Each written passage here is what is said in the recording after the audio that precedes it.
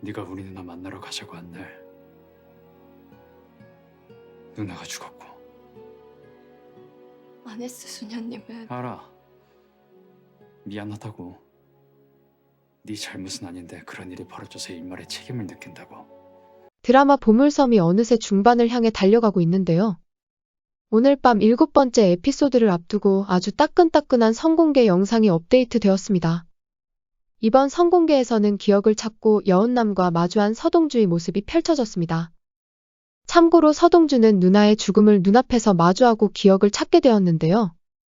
복수를 위해 여운남과는 거리를 두려는 듯 보입니다. 하지만 여운남이 그런 서동주를 잡아 세우는데요. 사전 인터뷰에서 알려진 바로는 여운남이 서동주를 도와 함께 복수를 하는 인물이라고 합니다.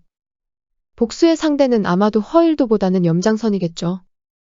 그렇게 따지고 보면 염장선이 여순호의 죽음과 관련되어 있음은 분명해 보이네요. 앞으로 여운남은 서동주 복수에 엄청난 활약을 하게 될 것 같습니다. 염장선의 조카 며느리로 같은 집에 사는 것만으로도 많은 정보를 알아낼 수 있을 테니 말이죠. 그럼 지금부터 이번에 자세한 이야기를 파헤쳐 보도록 할까요? 지난 에피소드는 누나의 죽음으로 큰 충격을 받은 서동주가 기억을 되찾는 모습으로 막을 내렸습니다. 서동주가 잃어버린 기억을 이런 식으로 되찾게 될지는 정말 상상도 못했는데요.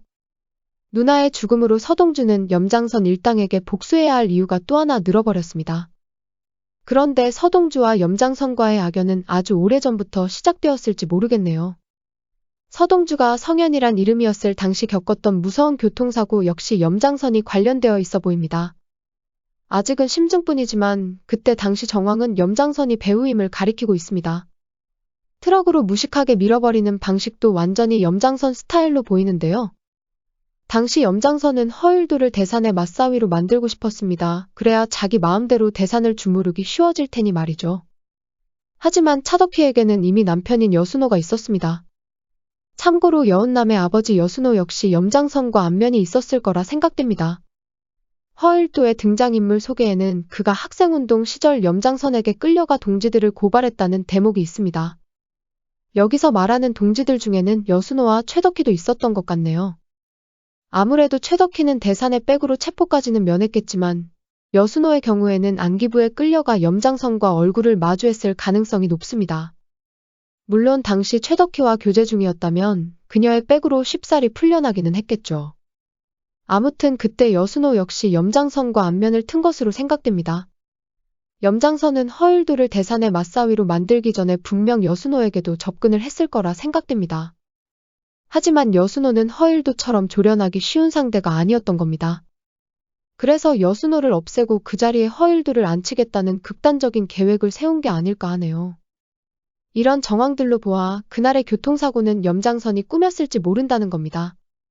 그런데 왜 여기에 공비서와 차덕희까지 관련되어 버린 걸까요? 그 이유 또한 염장선의 음모에서 찾아볼 수 있을 것 같습니다. 허일도를 여순호의 자리에 앉히기 위해서는 단순히 여순호를 없애는 것으로 끝나는 것이 아니겠죠. 결국에는 차덕희가 허일도를 새로운 남편감으로 선택해야만 염장선의 계획이 성공하는 겁니다. 염장선은 차덕희의 마음까지 조정하기 위해 여순호를 불륜남으로 만들어버립니다. 그래야 차덕희가 죽은 남편을 그리워하면서 허일도를 밀어내지 않을 테니 말이죠. 참고로 등장인물 소개에는 여순호가 내연녀와 함께 차를 타고 가다 사고를 당했다고 나옵니다.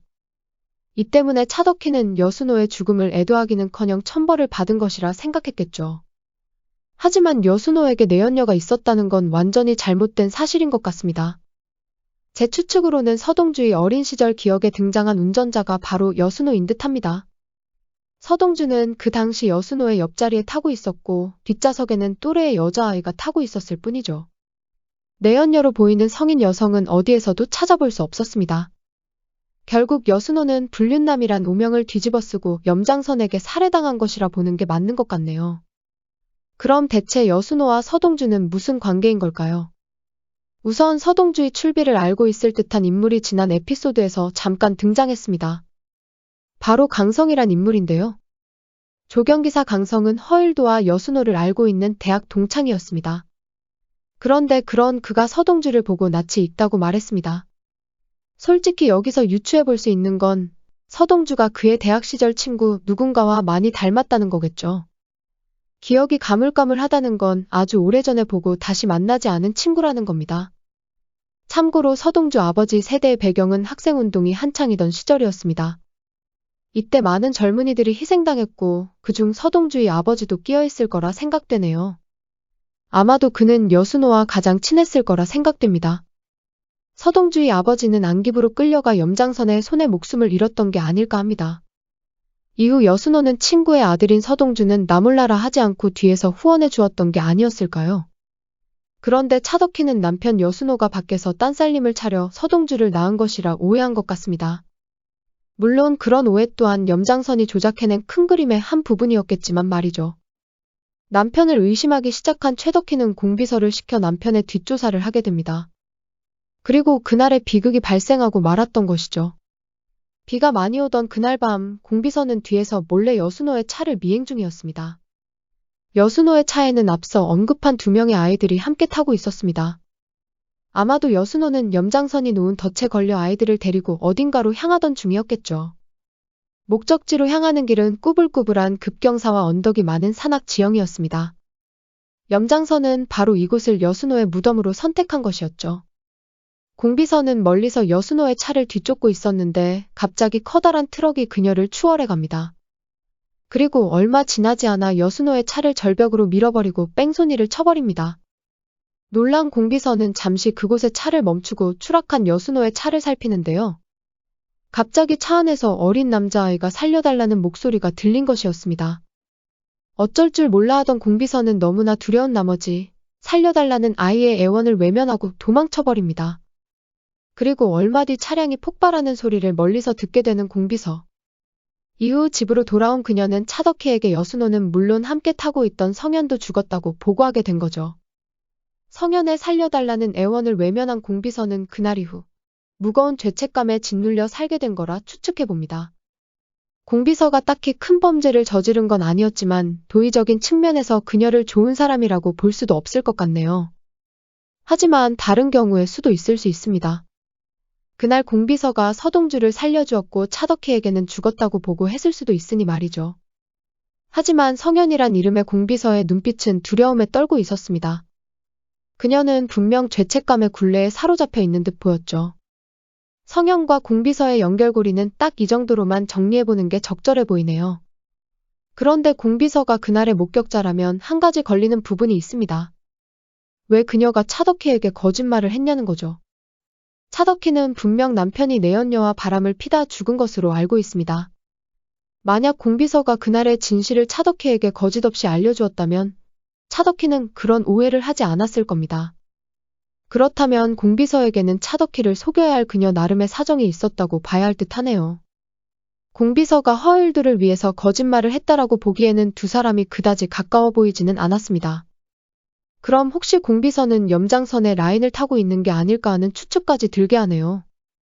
하지만 한 가지 확실한 건 공비서가 훗날 서동주의 편에 서서 복수를 도와줄 거라는 겁니다. 머리가 이미 백발이 된 그녀의 소원은 편안히 살다가 편안한 죽음을 맞는 거라고 하는데요. 인물 소개에 굳이 이런 대목이 있다는 건 그녀가 그날의 사건을 크게 후회하고 있다는 겁니다. 아마도 그건 평생 성실하게 살아온 그녀의 가장 큰 오점이 아니었을까 하는데요. 서동주에 대한 죄책감을 벗기 위해서라도 그녀는 결국 서동주의 편에 서서 조력자가 되어줄 듯 보입니다. 과연 앞으로 어떤 전개가 이어질지 벌써부터 다음 회가 기다려지네요. 구독과 좋아요 부탁드립니다. 저에게 큰 힘이 됩니다.